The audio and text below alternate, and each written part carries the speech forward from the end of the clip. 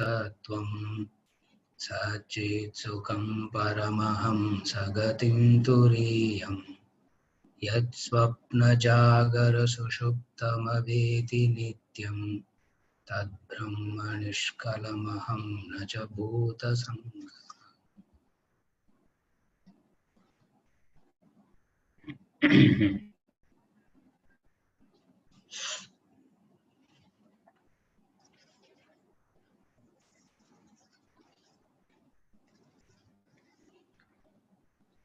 Atmabodha, the introductory text, one of the introductory textbooks to the study of Vedanta, Prakarana Granthas. When we say one of the introductory textbooks, there are quite a few introductory textbooks. The one that we saw already is Bhajagovindam. Now we are studying Atmabodha. Introductory textbook is that which introduces us to the concepts of Vedanta in a systematic manner. That is an introductory text. It introduces us to the concepts in a systematic manner. Second, it introduces us to the vocabulary that this philosophy uses.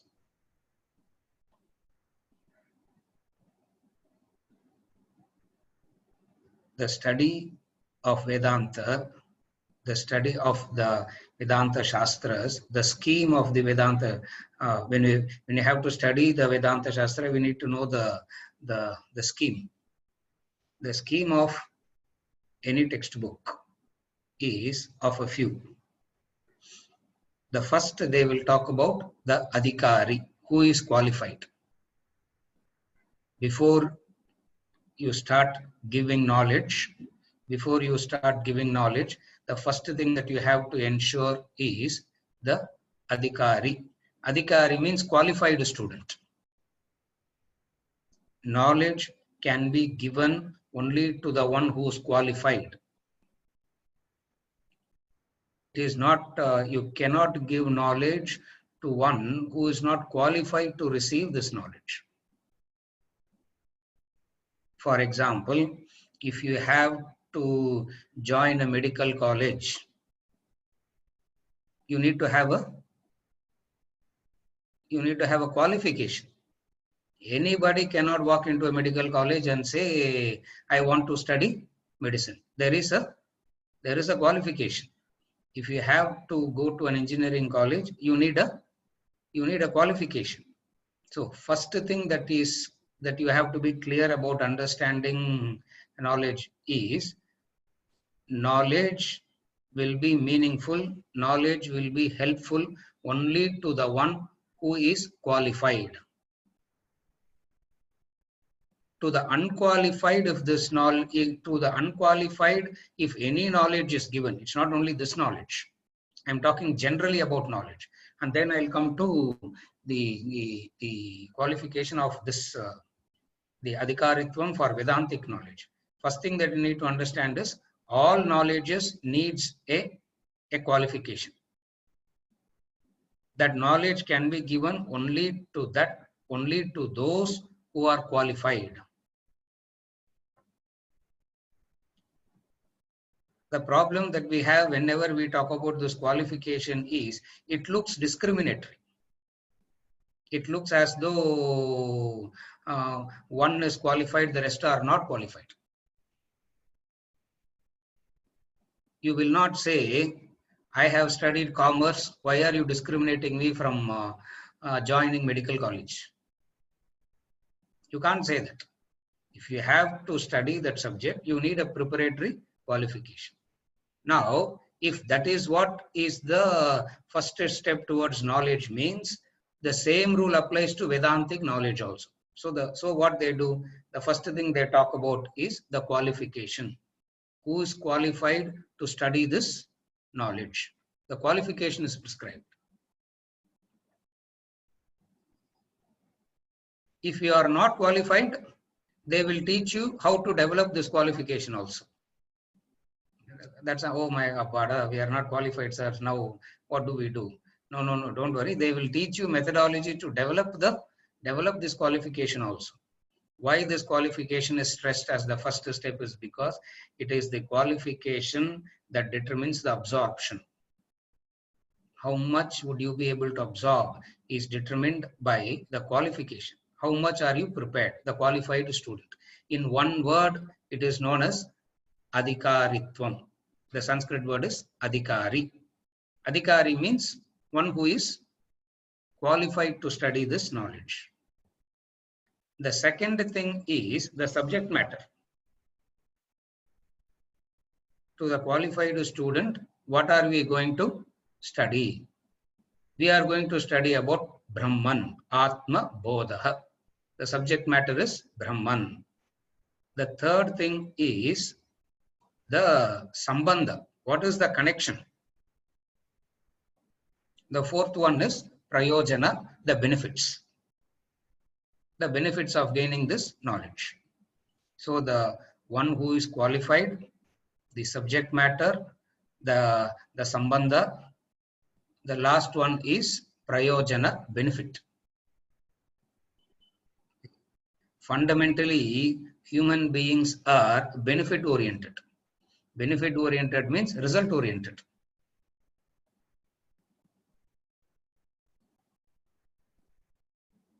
They need to be told what will I get? If I study this knowledge, what will I get? Nobody would undertake anything without a prayojana, without a benefit. The benefit may vary from person to person, but nevertheless, all human activities, all human endeavors are result oriented. When I say result oriented means a benefit.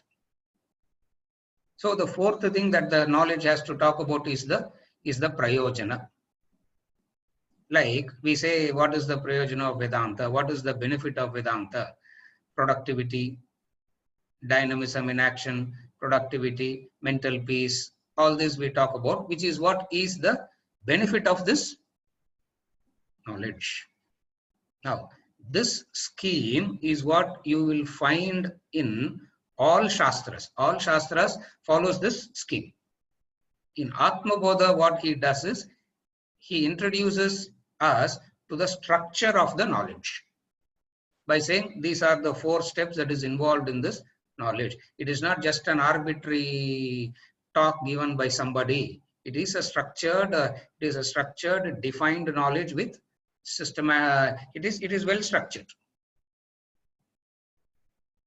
The first verse of Atma Bodha talks about all this.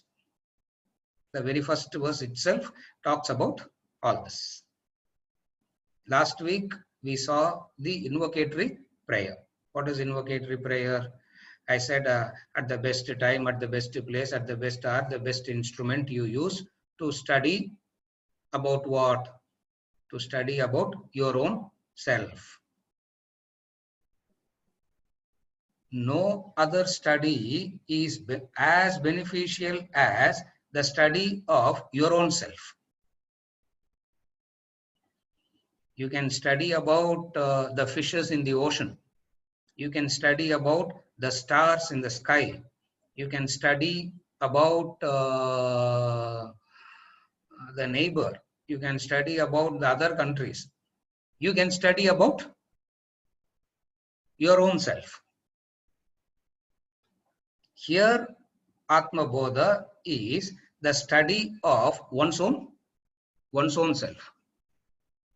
And no other knowledge is as beneficial as this, because knowing anything else is not knowing your own self. Knowing your own self, you know everything. This is the fundamental principle. Knowing your own self, you know everything. Without knowing your own self, whatsoever you know externally is of no meaning to you. What does this mean? He says,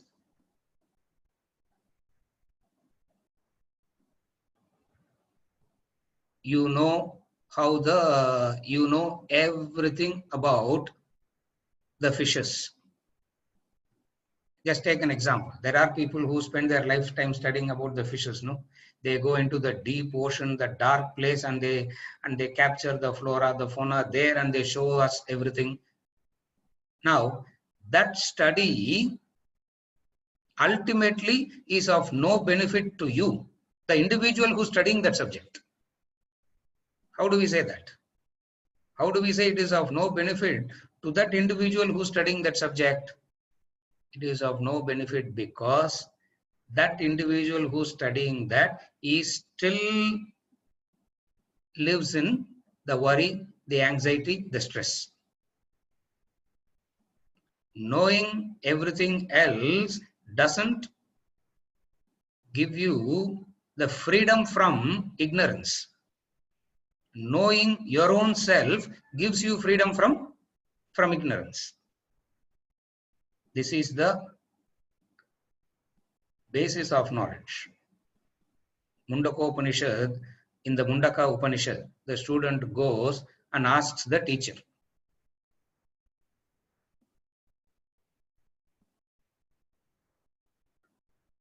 knowing that one thing by which I will know everything, teach me that. What is that knowledge? Knowing that one thing, I will know everything else. Is there a knowledge like that? If there is that knowledge like that, teach me that knowledge. That is Atma Bodha. Knowing your own self, you know everything.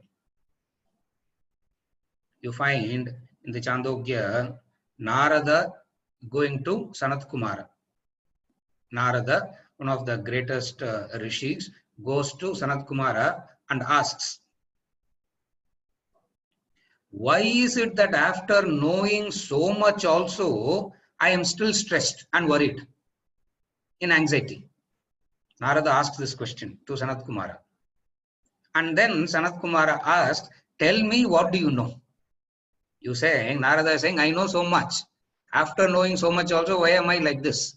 And then Sanat Kumara asks Narada, tell me, what do you know?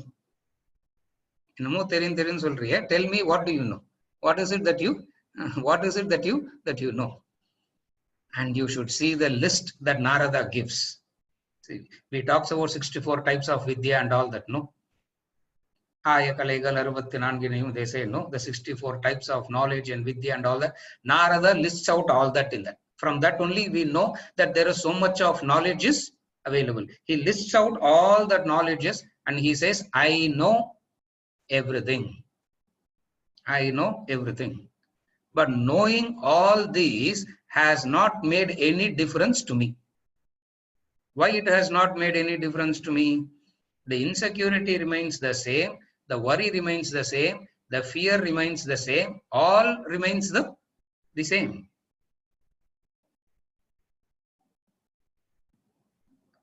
What I thought as a freedom is not freedom. First, I was living in the caves. I thought if I can build a hut, I can save myself from that problem. I built a hut. Then I built a house, a mud house. Then I built a concrete house. Then I built a palace. But then heat and cold is still affecting me. Heat and cold is still affecting me. So what I did, when I say I am a human being, so what that man did, so to protect himself from heat, he discovered the air conditioner. To protect himself from cold, he discovered the heater. So there are these problems of life. There are these difficulties in life, and there have been solutions to solve those problems of life. Solutions have come, or solutions are still coming. Problem remains the same. Now, in that air-conditioned room, the person is still sitting in fear, in anxiety, in worry. It means any amount of knowledge, anything that a person has gathered externally doesn't seem, is not solving that person's, doesn't seem to help the individual person. Therefore, Narada asks Sanat Kumara. Sanat Kumara is the guru there. Just as in Mundaka Upanishad, there is the guru and the Sishya. In Atma Bodha, guru assumes that there is a Sishya and he is talking.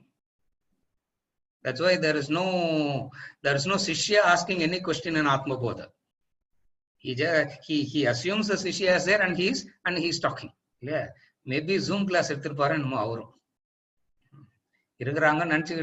also would have spoken Atma Bodha like this. Now, what is this knowledge of one's own self? The knowledge by which your problems are solved, and knowledge by which your understanding about your own self is clear, and knowledge by which you know how to ensure that the problem doesn't reappear again and again and again. This is ignorance. Ignorance means you bring in a solution to the problem and the problem resurfaces again. You bring in a solution and the problem resurfaces again. Now, all this while, what we call as human beings evolution, as in the science, the technology and everything, we have brought so many solutions. In fact, what a technology this is. Yeah, what a solution this is. Where gone are the days where student has to seek the master எல்லாம். அவங்க வீட்டு கம்ஃபர்ட்ல உட்கார்ந்துகிட்டே you can seek the knowledge and gain the knowledge. Gone are the days where you have to samitpani pranipatena pariprasnena sevaya samitpani. All that is not required in Zoom. All that is needed in Zoom is what? ஒரு wifi கனெக்ஷனும் ஒரு சிஸ்டமும் இருந்தா போறோம், அவ்வளவுதான். All this pranipatena pariprasnena samitpani, those things and all are not needed anymore for study and understanding. Now it is bringing in a solution. We are not criticizing it, we are not condemning it, we are making use of it. But at the same time, what are you supposed to understand? Unless you gain this knowledge of yourself, you remain the same. You remain the same. A parent went to a master and complained that nowadays children have no respect for culture, tradition, values. They don't know anything about all this. So involved in so sensual and indulgent involved in the world. What to do? This is the question asked to the master. And you know who's that master? Socrates was that master. And you know when Socrates lived? Socrates lived 2500 years back. It means even today the problem remains the problem still remains, the question still remains the same. The question didn't change. Even today you ask the same problem. 5000 years later also the question continues to be the same, because any external knowledge will not give you that what you are seeking for. Therefore, this knowledge becomes very essential. Atma Bodha. So the importance of this knowledge is established first. The importance of this knowledge is established. What is the importance of this knowledge? Knowing this, you know.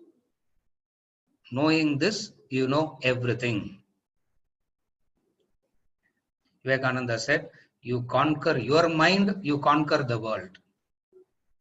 You can try and conquer all the mind in the world. Still you will be a slave, because Fundamentally, you are a slave of your mind. It begins there and it ends there.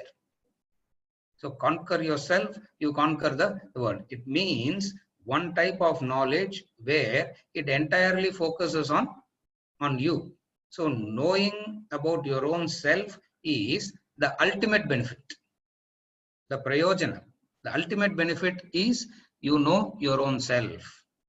And when you know your own self, you will know how to deal with everything else. And when you do not know your own self, you will not know how to deal with anything else.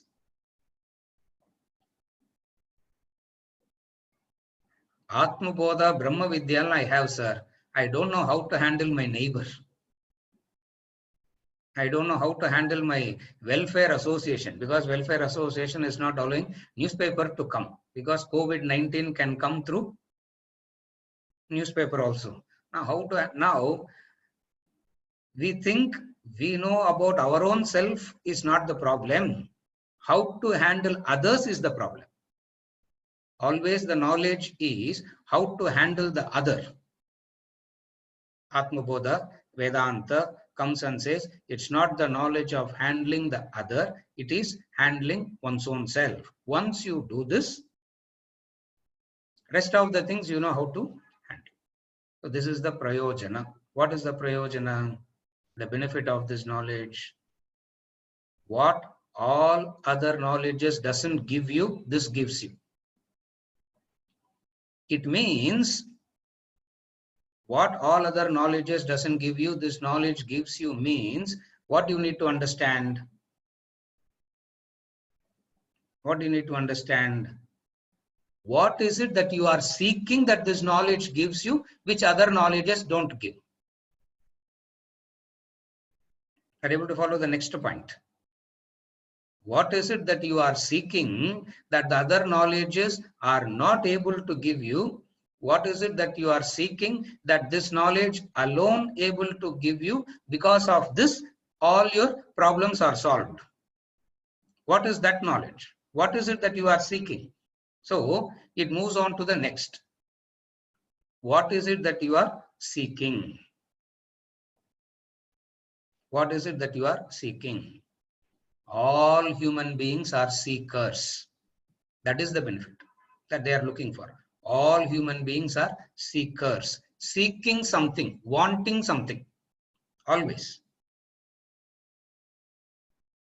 That wanting is for a contentment, a satisfaction.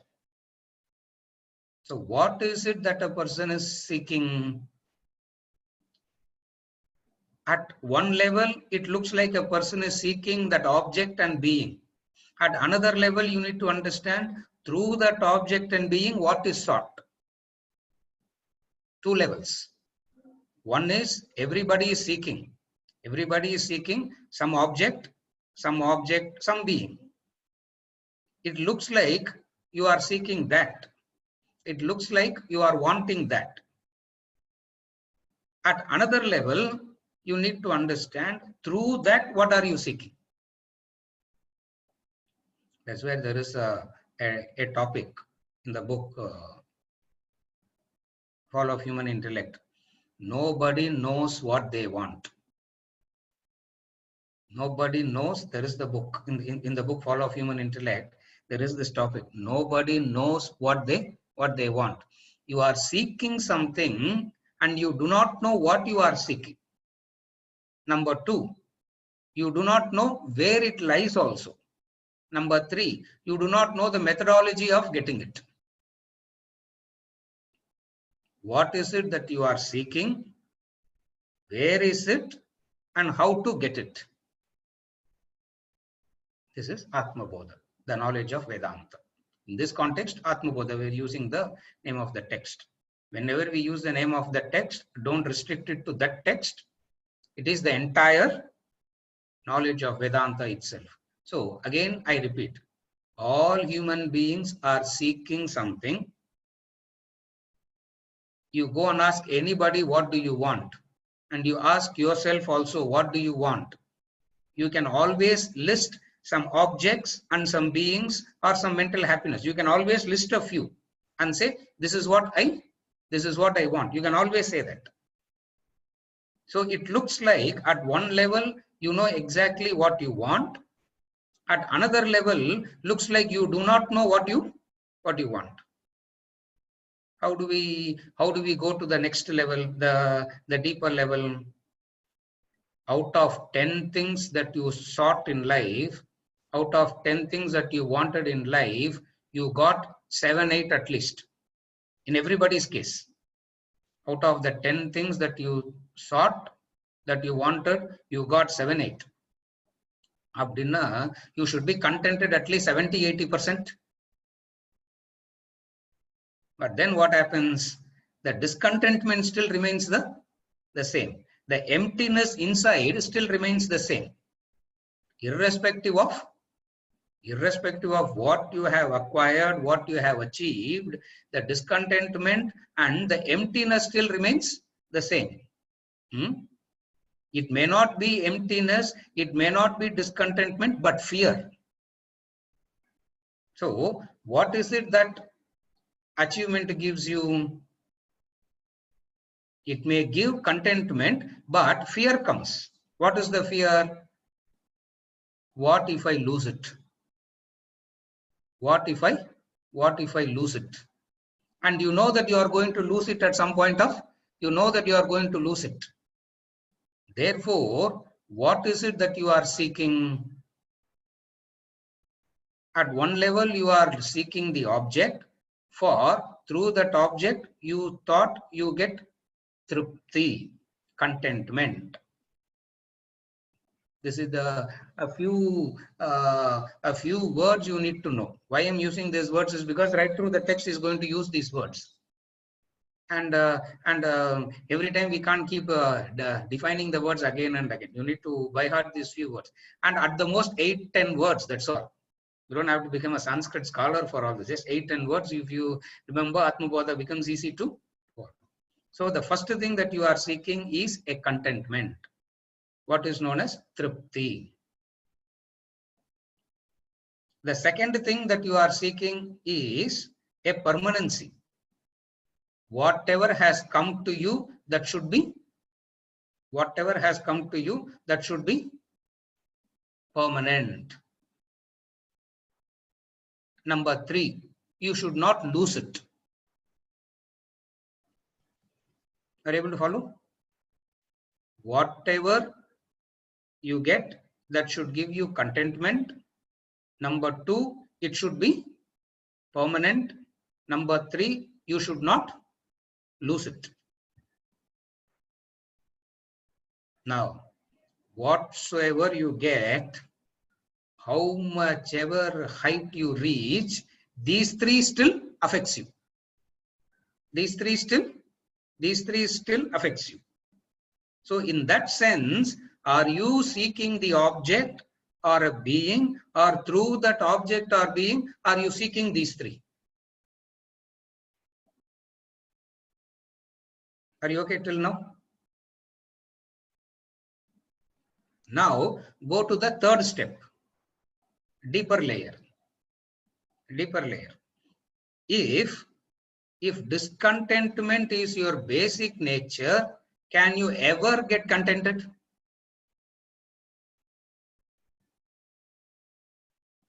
For the basic nature cannot be removed from that. Can sweetness be removed from sugar? If sweetness can be removed from sugar, then the swabhava of sugar is not sweet.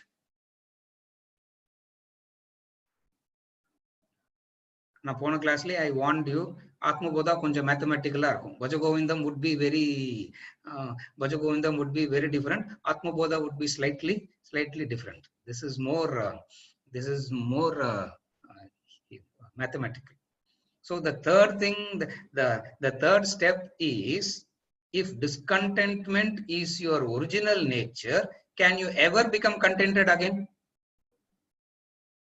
or whatsoever is given to you, if discontentment is your basic nature, contentment can never come.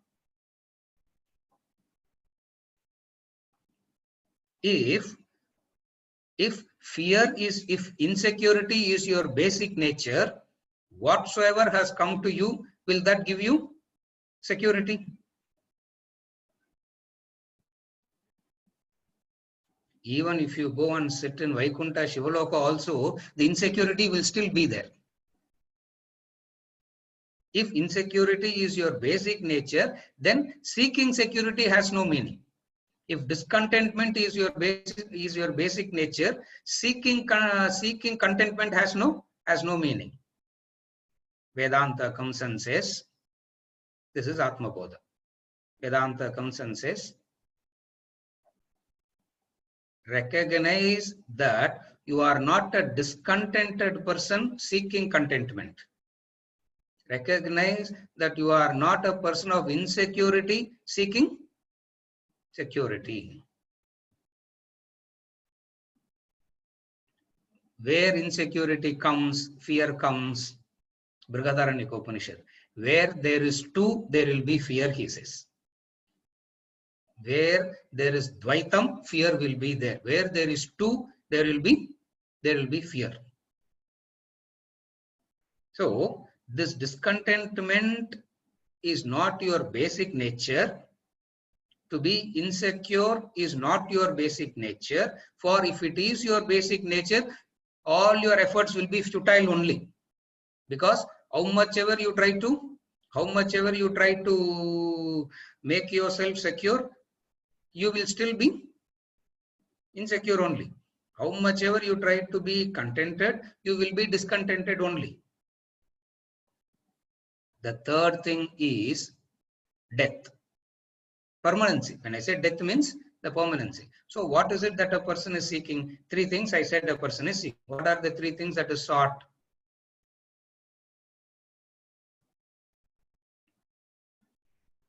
Contentment, permanency, and security. Through various methodologies, through various sciences, through various techniques, you are searching for these three. So Atma Bodha, Vedantic knowledge, first tells you, you are a seeker seeking these three. Then it tells you, where is it? It is not from the object or from the being. If it is from the object or being, you should have been contented by now a lot. You should have been contented by now a lot. But then there is a deep discontentment. People say, this is growth, no, sir. It is, then only we will grow. No. What is growth? The caveman the caveman in the cave is also in fear. The man in the bungalow sitting in the air-conditioned room is also in fear. The caveman is also asking the same question, how do I overcome my fear? The person in the so-called advanced scientific human being is also asking the same question, how do I be free from fear? What is the growth? What is the growth? The way in which we travel has changed. The way in which we communicate has changed. But human being ignorance remains the same. Understand this. The way in which we dress has changed. The way in which we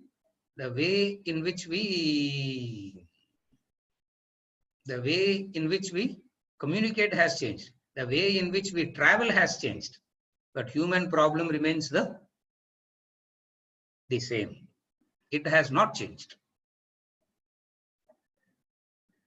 Example, let us say 200 years back, if a person in the family says, from some South Indian village, if they say, I am going to Kashi, everybody will start crying. Why? Because no guarantee that man is going to There is no guarantee that fellow is going to come back, because by the time he walks through the mountains, the rivers, various town and villages, and the sickness and all that he gets, no chance of him coming back. Today, from Chennai, you can take a flight, go to Kashi, do the ancestral ceremony, and come back by evening. No. It is possible today. What a growth, sir. What a growth.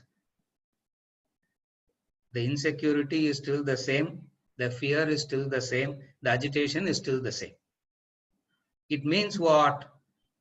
We are deluding ourselves to believe that there is a thing called. We are deluding ourselves to believe that there is a thing called growth. And we are chasing something which is not actually growth, but give us a false notion that we are growing. How do you define growth? The entire discussion, the entire knowledge boils down to this now. The entire analysis study boils down to this now. What is the definition of growth? Vedanta comes and says the parinama of life, the modifications of life is birth, growth, disease, decay, death. All along, we talk about birth and we talk about growth, and we think from then onwards it's going to be upward. It's just going to be an upward curve, going to take you to permanency, to infinity. This is delusion. Therefore, you are seeking something out of delusion. You are seeking it in the wrong place. So it establishes that out of delusion, you are seeking it in the wrong place. Then it says where to get it. Don't search for it in the wrong place. Search for it in the right place. Remember the example that we give very often, the lady searching for the needle in the street light. The lady searching for the needle in the street light. The wise man walked and said, "What are you searching?" He said, "I'm searching for the needle." "Are you sure that you lost it here?" He says, "This is where light is." "No, I can search where there is light." She didn't lose it here. The needle is lost in the house, but she is coming and searching it in the street, and she will never find that, and she can never find that needle. So much of activity will be done. So much of discoveries will be made to search for that needle. Ultimately, what will not be found? The needle will not be found. The needle cannot be gotten at all. Why? Search for it in the right place. Seek in the right place. What is the right place to seek this? What is the right place to seek this? The right place to seek this is your own self.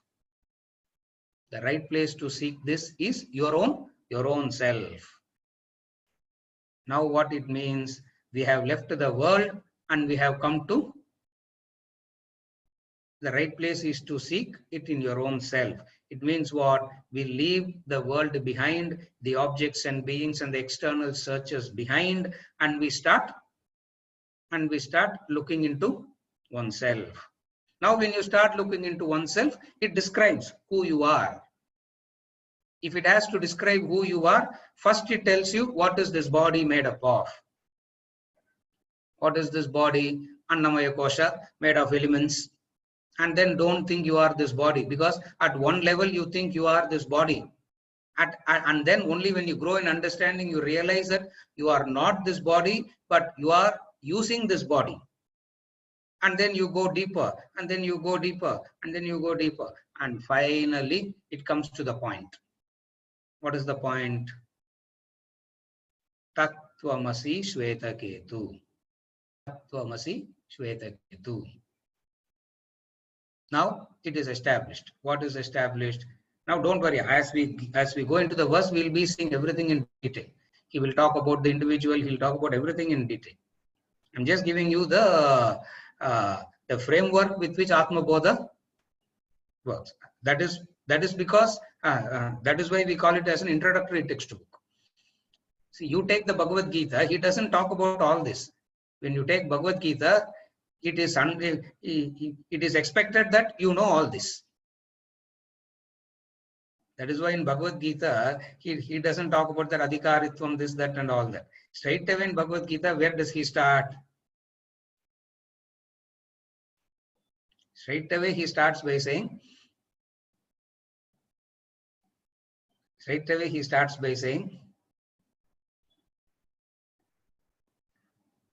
how can you worry in a crisis? How can you get dejected in a crisis? Utastva kashmalamidam vishame samupastitam anarijustamasvargyam akirtikaram Arjuna. How can you get dejected in a crisis? At the very first statement itself, we get disconnected from Bhagavad Gita. Because we will look back at Krishna and say, dejection will come only in a... See, when will you get dejected? When things are all right around you, will you get dejected? COVID-19, you will get dejected. Yeah, when things are not all right around you, there is a dejection. When things are all right around you, why will you get dejected? And Krishna starts with a very different state. Well, he says, how can you get dejected in a crisis? Ashochanan vashochastvam prajnavadamsya bhashase, verse number 11, chapter 2. Ashochanan vashochastvam prajnavadamsya bhashase, katasuna katashuscha nanushocanti panditaha. You spoke like a wise person, Arjuna. But you know who's a wise person? Who will not get dejected in a crisis. And yet you spoke like a wise person. And what are you worried about? Gatasum, agatasum. Now, Bhagavad Gita, he starts like that. Asato vidyate bhavaha na bhavo vidyate satah ubayorapi drishtontaha tanayoho tattadarshibhihi. He straight away starts with the discussion of Sat and Asat and all that. It is expected that you know some basics. In Atma Bodha, he comes that one step low and is giving the preparatory, the framework of this knowledge. That is why a study of text like Atma Bodha would be very beneficial to the study of Bhagavad Gita or the Upanishads. What is it? Tattvamasi Shvetaketu. It ends there. What does it end? You, that you are. The entire Vedanta philosophy boils down to what? Only these two words.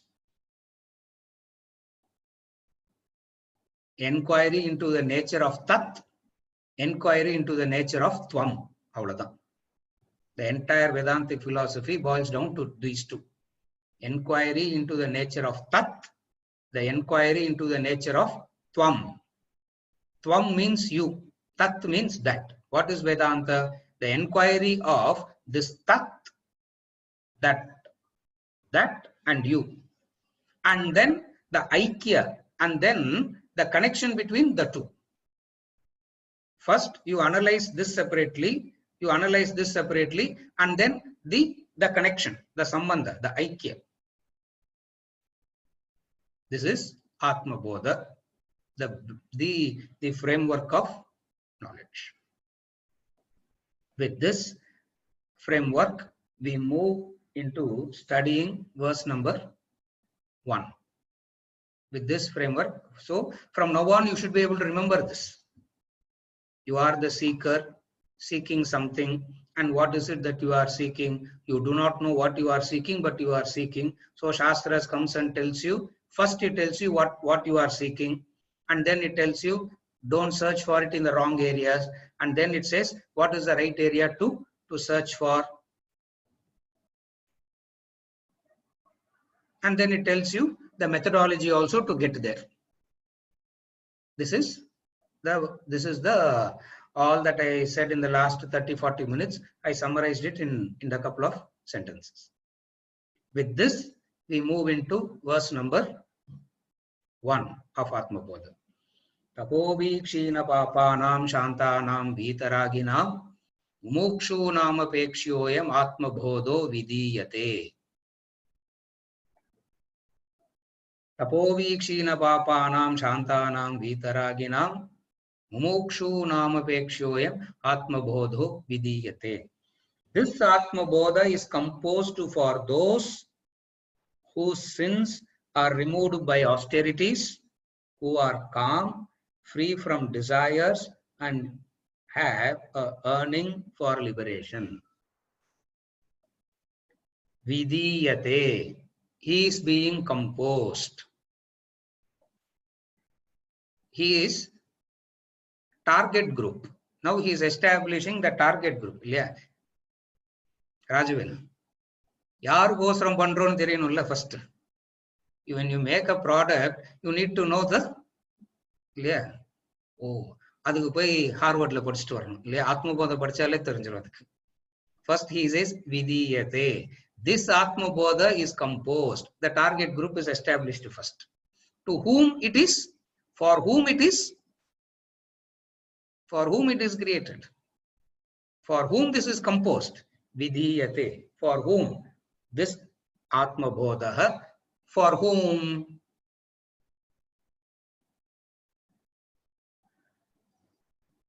Four disciplines he gives. Whoever has these four disciplines, this Atmabodha is for those. For whom this Mercedes-Benz car is made. Whoever has legs can go and take a Mercedes-Benz. For whom it is made? For the one who can get it. Similarly, Atmabodha is composed for whom? Those who have these four qualifications. Now, please understand, these four qualifications is not for studying Atmabodha. These four qualifications is what is needed for the study of Vedanta. These four qualifications is not unique to this book. These four qualifications is what is needed to study Vedanta.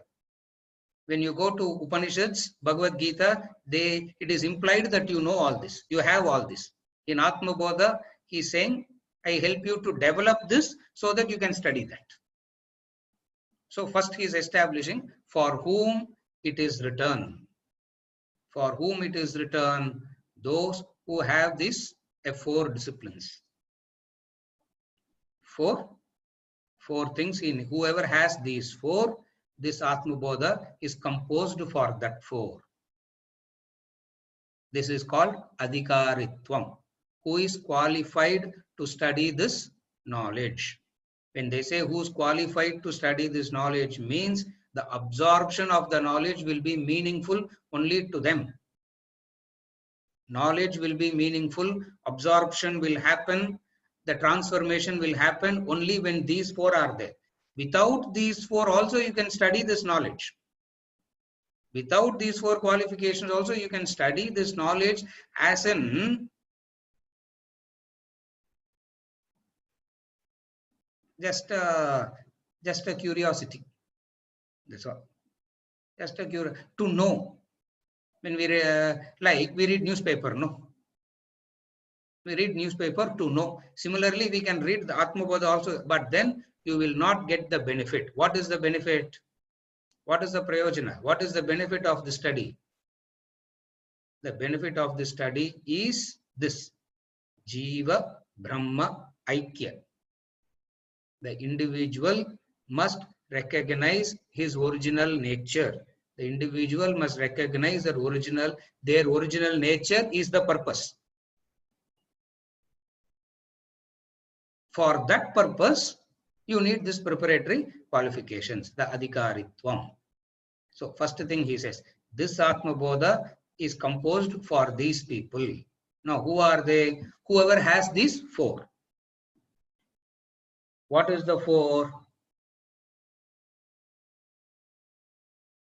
Kshina papanam tapobihi.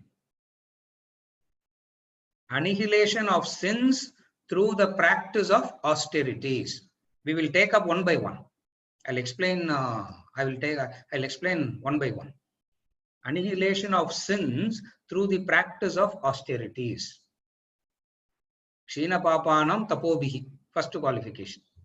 The second one is a calm mind. Shantanam. Who is calm? 3. Vitaraginam. Free from desires. Number 4. Mumukshunam. Who has this thirst for liberation. Whoever has these 4, they are qualified to study Atma Bodha. Now, what is this fourfold qualification? It's known as Sadhana Chatushtaya. See, all these words are there. All the Sanskrit words are there in the commentary. You need not worry about it. All these words are. It is the fourfold qualification known as Sadhana Chatushtaya.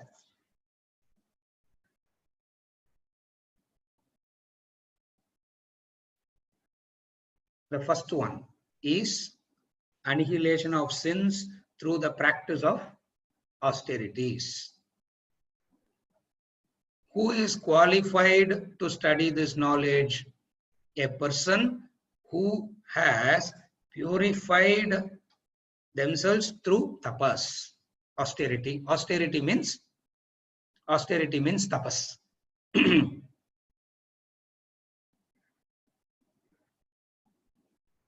Tapas has 2 facets to it. Tapas has 2 parts to it.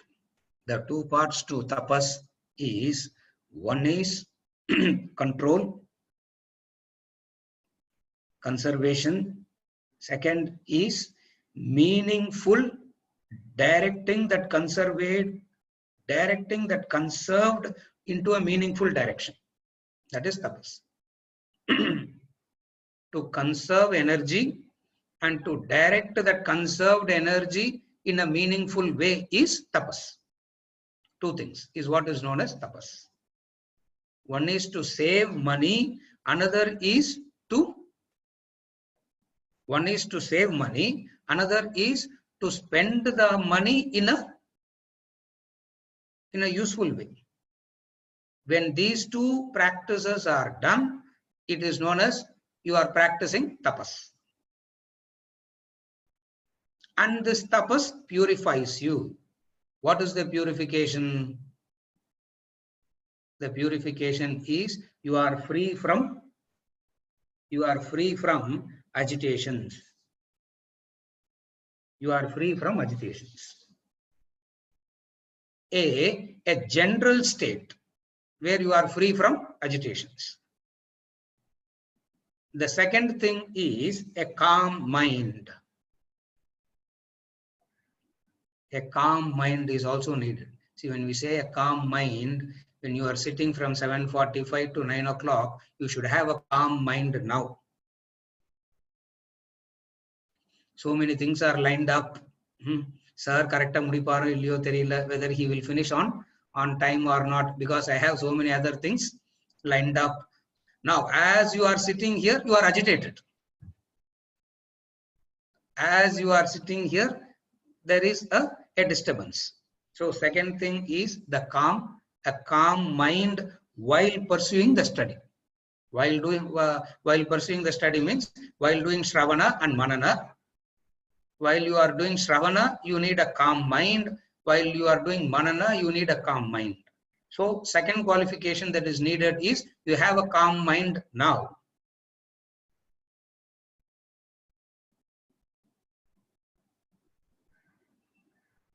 Opposite of not having a calm mind is what? You have so many things lined up to do, and that so many things are more important than this. That is why the mind is going there. You are getting agitated now. Are you able to follow? If you have lined up a few things to do and those things appear to be more important than this, therefore the mind is constantly worried about this, keeps going there all the time. Therefore, the calmness goes away. The calm mind, as in while you are doing Shravana and Manana, a calm mind is required. The third thing is free from Vitaraginam, free from desires.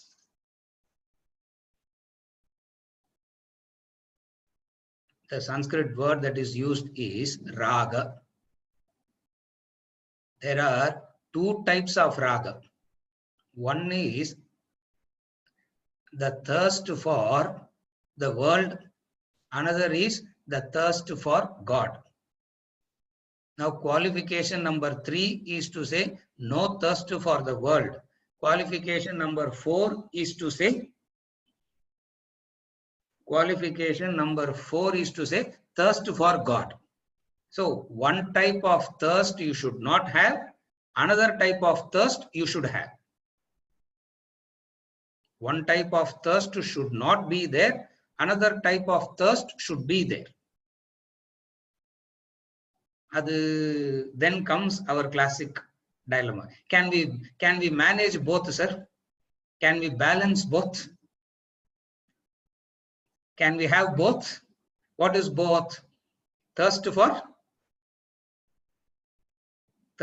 world, for worldly purposes, and thirst for God for spiritual purposes. Huh? You can't have thirst for two opposite things.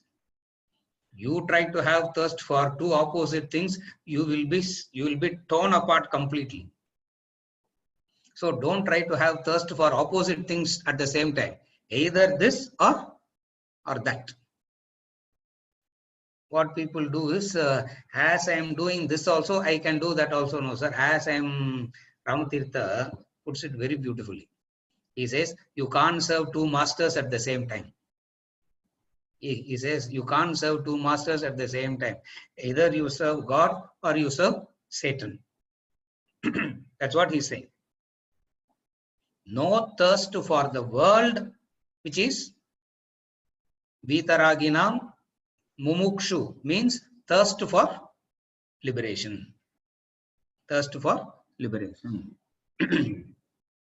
Now, we go into the further details. Now we go into the further details. The further details is, what is this austerity? Tapas. Tapas involves a discipline at the physical level. Tapas involves a discipline at the physical level. Sense control.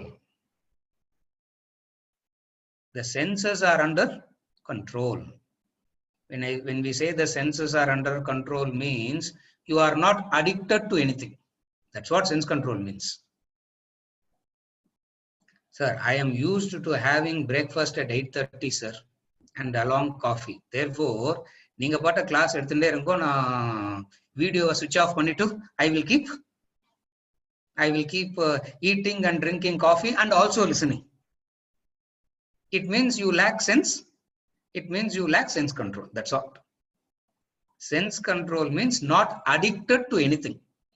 A person who is addicted to something cannot do anything meaningful in life. That's what it means. So first thing he says is, what does sense control means? Don't be addicted to anything.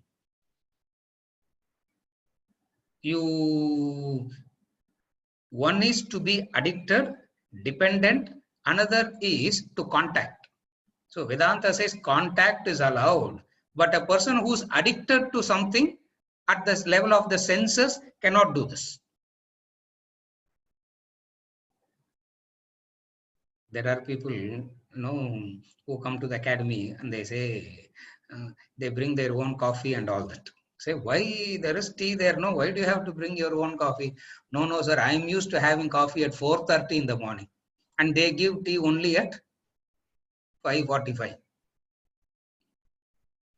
That person is not fit for studying, Atmabodha, because the addiction is so strong.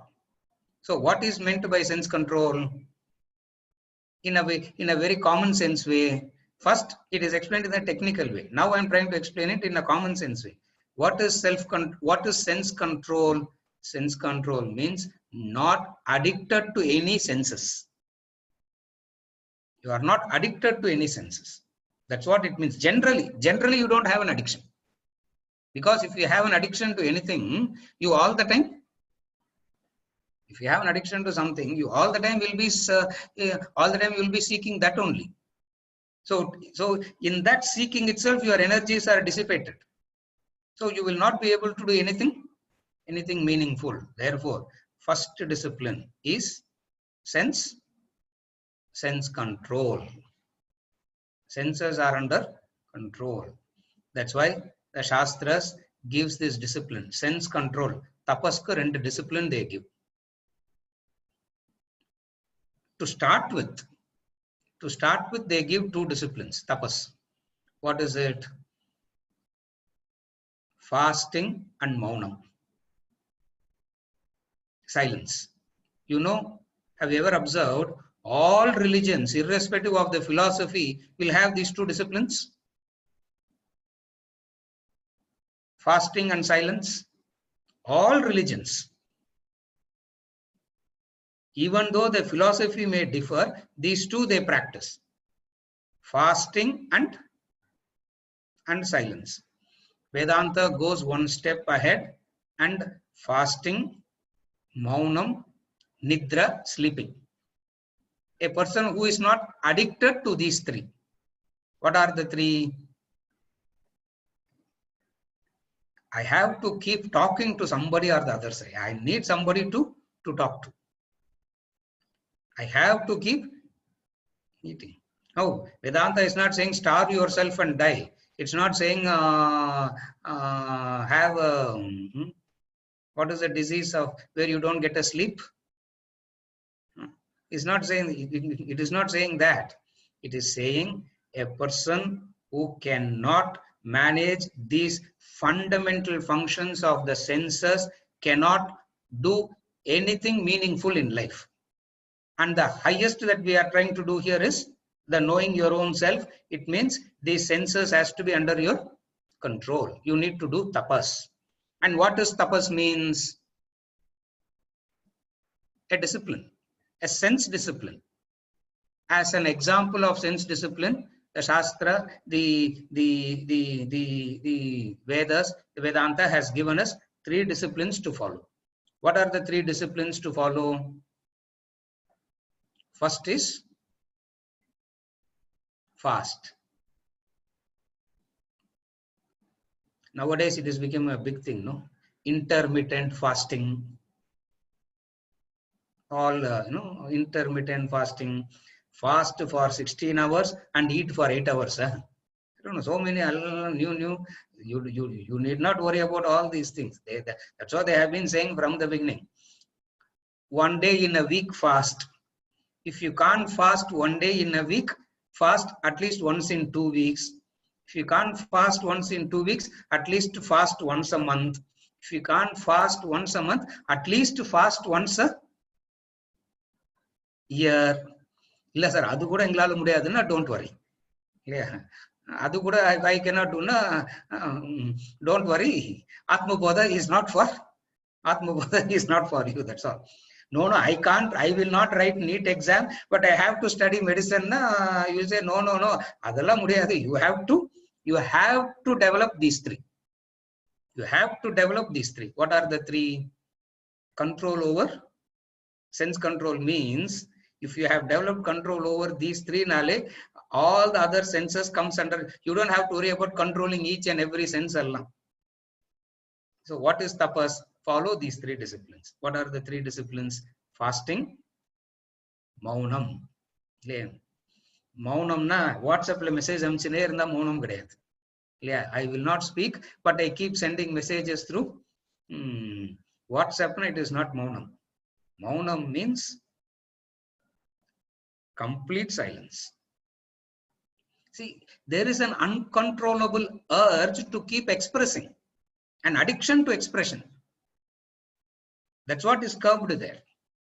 Addiction to take in all the time. Addiction to keep expressing all the time. Addiction to take in all the time is what? Controlled through fasting and maunam. Essential two disciplines for tapas. The third is sleep. That's why we say, Shivaratri, don't sleep. Shivaratri, don't sleep. Yeah. Shivaratri, don't sleep. Theater la midnight show pogudadu adukosram. You don't go to midnight show in the theater and be, because they do that, no? Shivaratri special show at 1 o'clock in the morning. Yeah. You control it and direct it for something higher. You control it and direct it for something higher. That is annihilation of sins through that. See, when you are practicing these three disciplines, there is a tremendous self-control, a sense control. That sense control itself will prevent you from doing so many actions.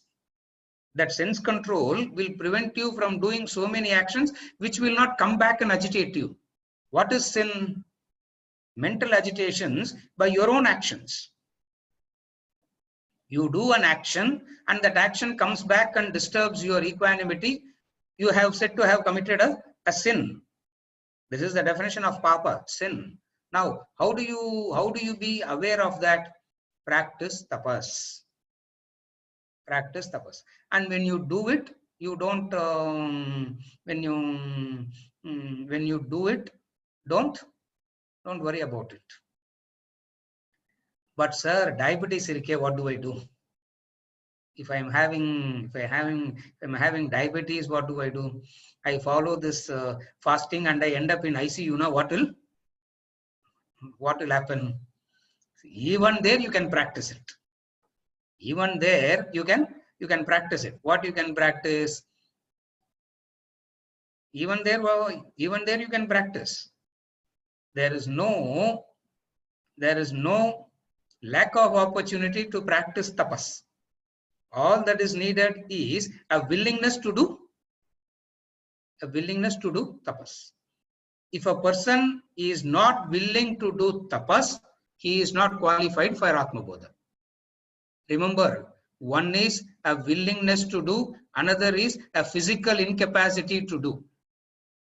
We are not talking about the physical incapacity to do. We are talking about the willingness to do, the willingness to keep the senses under control. A person can be diabetic and still have the willingness to keep it under control. Then he is qualified for this study. Yeah. Otherwise, these are all the immediate problems that we get, because all are diabetic. Yeah, all are diabetic, all have pressure, all have sugar. Yeah.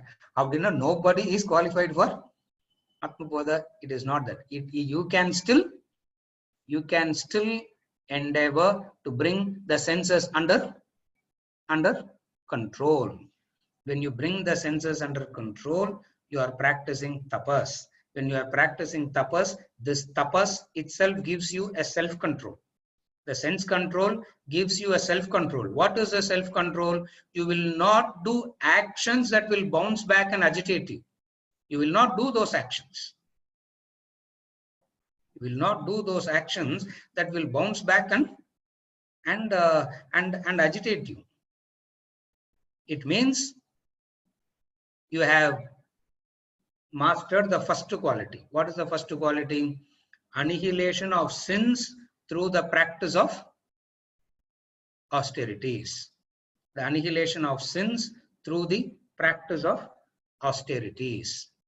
So first thing is he is talking about the sense control. Then he goes to the mind, the calm mind.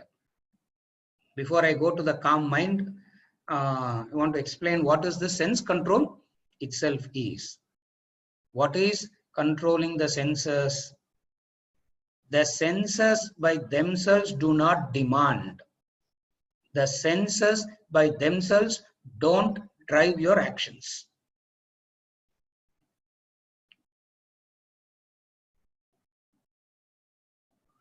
What is sense control? Tapas. See, after a meal, you brush your teeth. After brushing your teeth, you don't eat anything in between.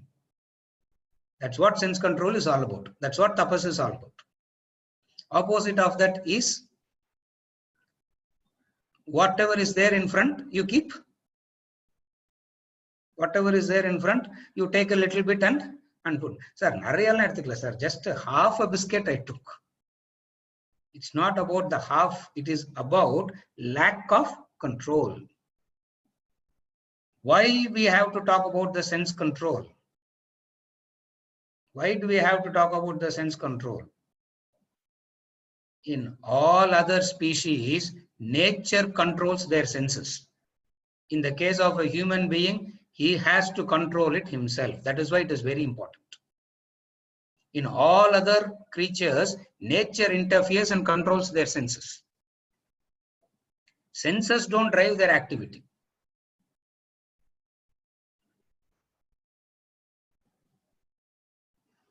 They live through the senses, but senses don't drive your activity. The very nature of the senses is what? The very nature of the senses is of two. The very nature of the senses is of two. One is to give you data about the world. That is one function of the senses. The other function of the senses is the affected by heat and cold. There are two distinct things to the senses. One is to give data about the world. Now, through the senses only, you get the data from the world. If the senses are not there, you don't get data from the world. So, senses does that function. Now, if this function has to be alert and alive, the other thing has to be under control. What is the other thing has to be? What is the other thing the senses do? Constantly seeking the two. What?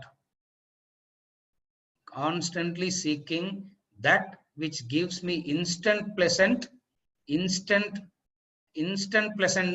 go for it. That which gives instant dukkha, don't go for it.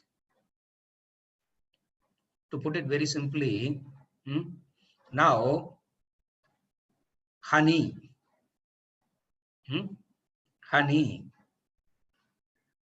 the tongue will want it. It will want it. Neem oil,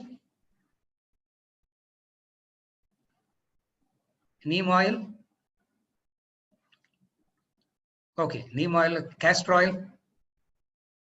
You can try it with a 3-month-old child, and don't try it, please.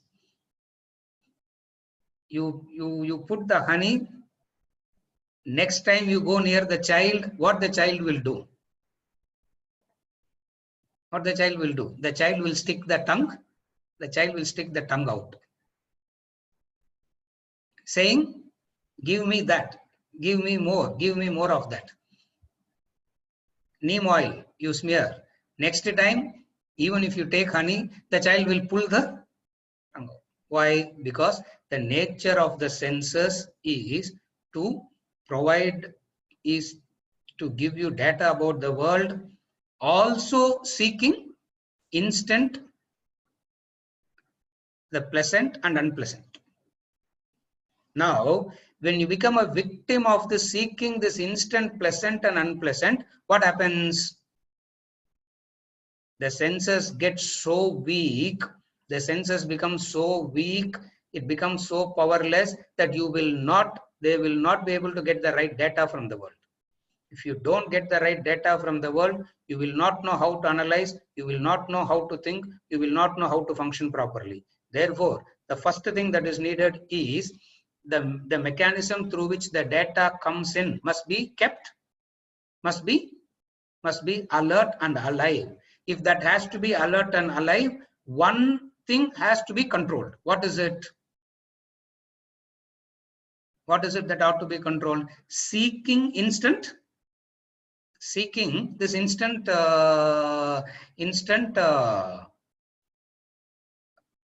pleasant experience, avoiding that which gives unpleasant experience. Now, yesterday, day before, what was the pleasantness? 42 degrees, 43 degrees it went to know. Yesterday, day before, the body doesn't instantly, it gives. So as soon as I enter the house, what will the eyes look for? What will the eyes look for?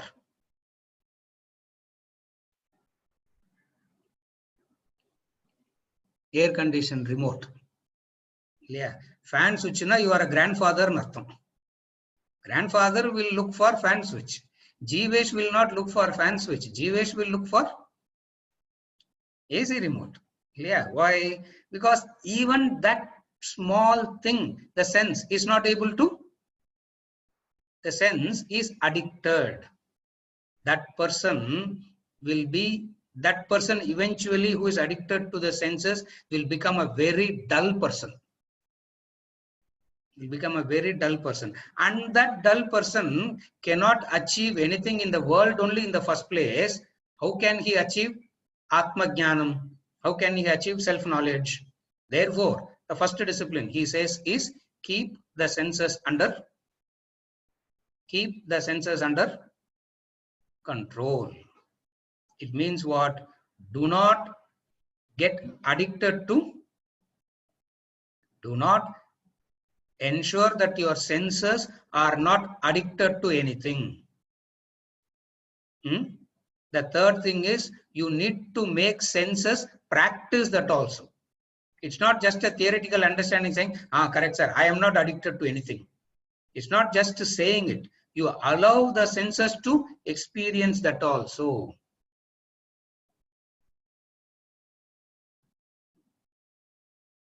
Senses by themselves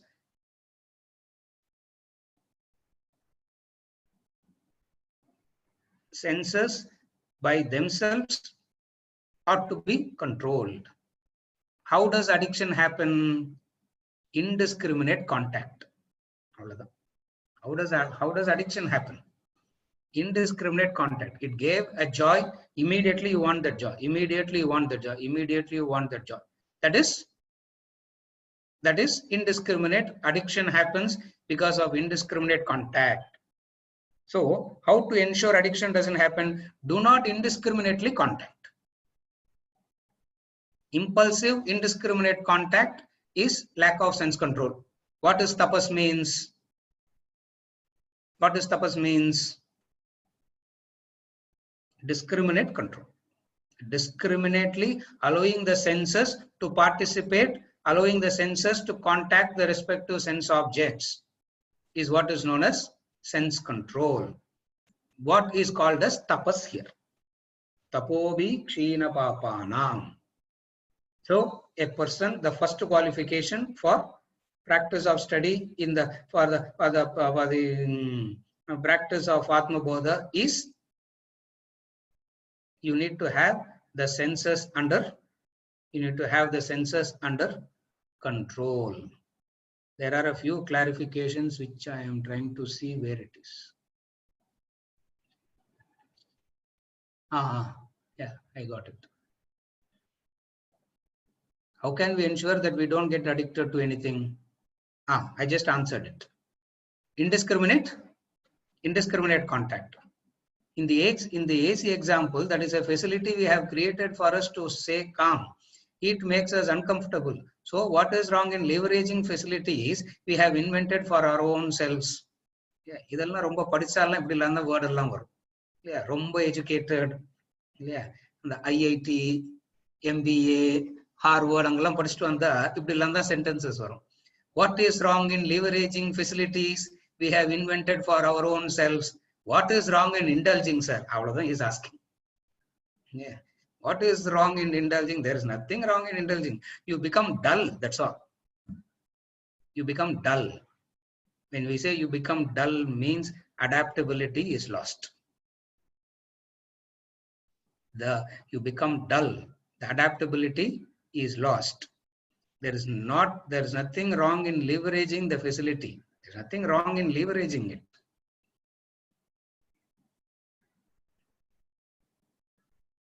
You become dull.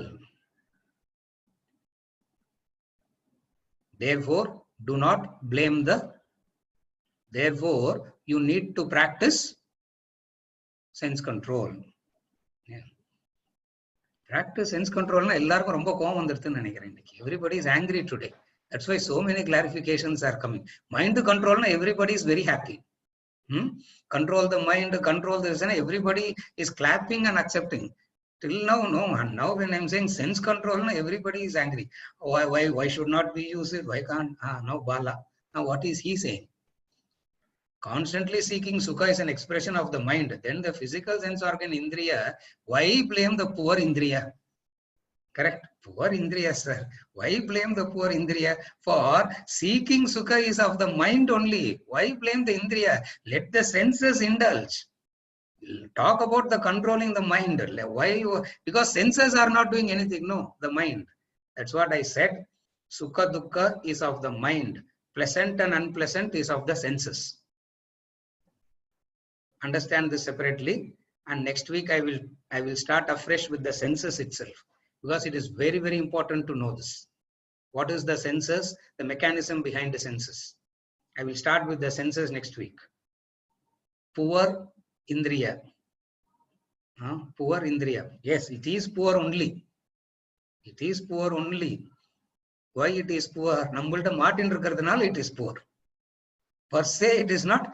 Per se it is not poor. The torturing it is the poor thing. Next week I'll explain that. Sleep control means Jagran. Yes, Jagran. Control that. Controlling the sleep. See, controlling the sleep means you go to sleep at a fixed time and you wake up at the fixed time. That's what control means. Whenever you feel like sleeping, you will not sleep. You go to sleep at the same time and you wake up at the same time. What did Socrates reply to the student's question? Socrates replied to the student's question. Student didn't ask this question. The parent went and told Socrates about this. For which Socrates said, don't deal with them, send them to me, I will deal with them. That's the answer he gave. He said, don't deal with them, send them to me, I will deal with them, because you will not know how to. You will not know how to deal with them. That's the actual answer Socrates gave. Sriram is asking, you mentioned that austerity builds great strength. But unfortunately, in the name of austerity, I deny myself and believe I am doing a spiritual act of tapas. Then you also seem to advocate moderation by saying we should contact in the right manner. So which one is easier to practice first, and how to move from one to the other? The general practice should be one of middle path, moderation, and there should be a regular practice of denying yourself that extra. Both has to be done together. Now, moderation, which is middle path, must be your consistent practice. In and through the practice of middle path, what you do on a fixed basis, maybe once in 2 weeks or maybe once a month, you stretch it also. When you do it in a regular, disciplined manner, you are not denying yourself. Otherwise, sense control can lead to frustration. Sense control can lead to frustration because it is self-denial. It is not self-denial, but then you are disciplining it. because of the vitality.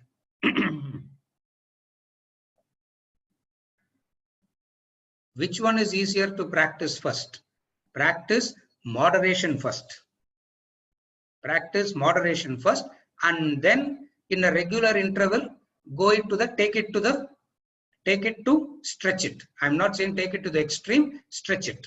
What is stretching? It means like they gave a calendar. No, it's not a superstitious list. It's not that particular day. You can keep your own day. They say on Ekadesi, don't eat. It means Ekadesi will come twice a month. It means twice a month you are practicing fasting. That's the discipline.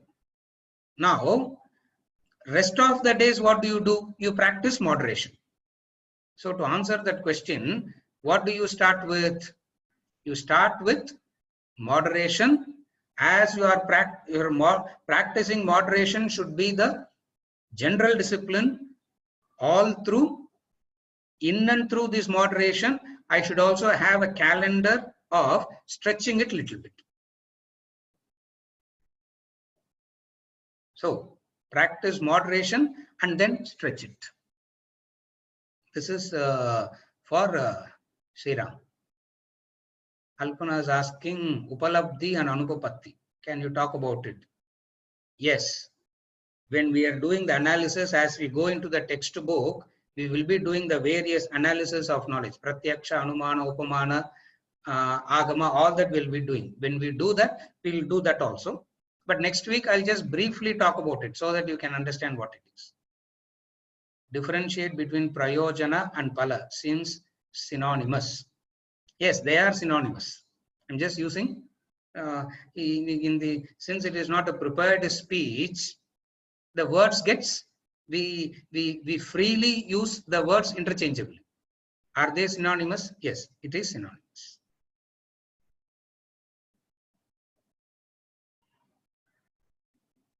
With this, we conclude for today. The next session, we start with the mechanism of the senses. We start with the mechanism of the senses and the sense control and all that. And then we go on to the calm mind free from desires and all that. With this, we conclude for today and we meet next class.